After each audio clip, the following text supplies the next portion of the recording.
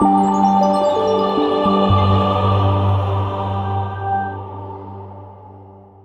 there, you are watching ABC News. I'm NURUL ASPI. Let us have a glance at the headline for today. International terrorism is becoming increasingly alarming as more and more cases occur worldwide.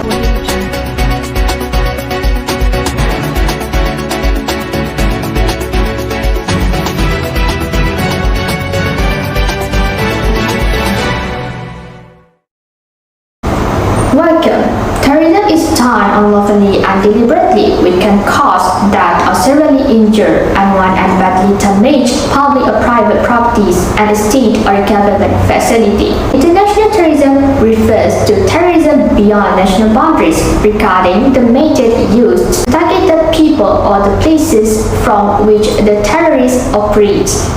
In today's world, several terrorism cases have occurred worldwide, such as West Papua separatist rebels killing 8 stations in Indonesia and a terrorist attack on Istiqlal Avenue in Istanbul. As for today's cases, the Islamic extremist group ASHRAF attacked the MOHD hotel in Somalia. The ASHRAF had been holed up for more than 18 hours after killing 8 civilians and trapping thousands in the building. For further detail, our reporter HANANI RAMLI is at the scene and will kindly update our viewers.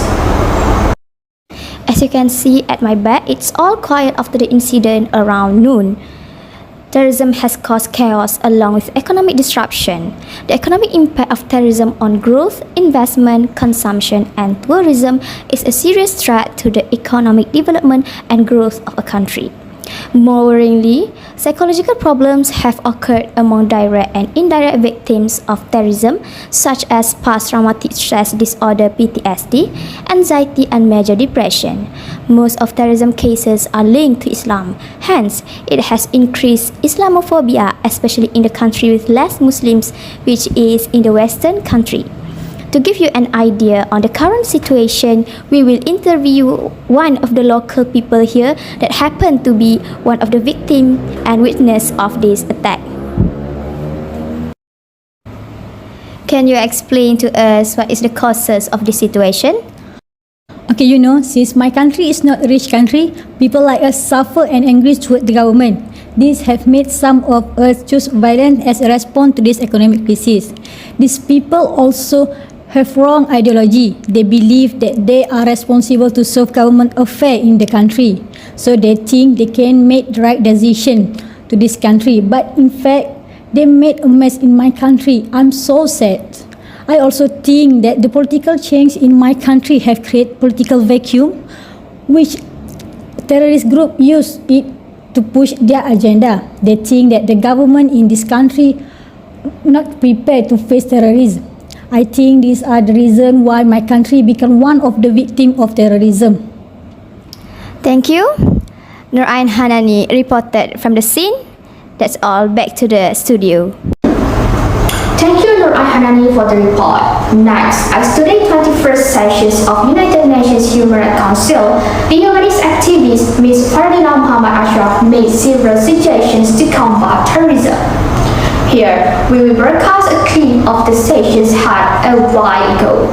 Terrorizing populations by taking lives thousands of innocent civilians, which threatens the safety of human beings. Promoting human rights while counterterrorism is the right move, as we will not only focusing on combating terrorism but also fight for the rights and the solidarity of the people. United Nations Human Rights Council are responsible for the protection of human rights around the globe and always emphasize the situations of human rights violations.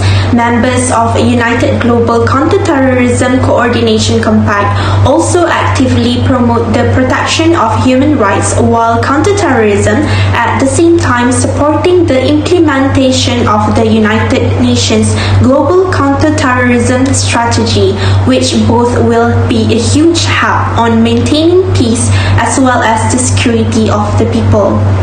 terrorism also mostly involve a cross-border element, which is why it is very important on strengthening international cooperation because it able to give the opportunities on sharing information among states regarding the terrorist attack and cross-border, as well as reduce the chances of the terrorists to get weapons of mass destruction.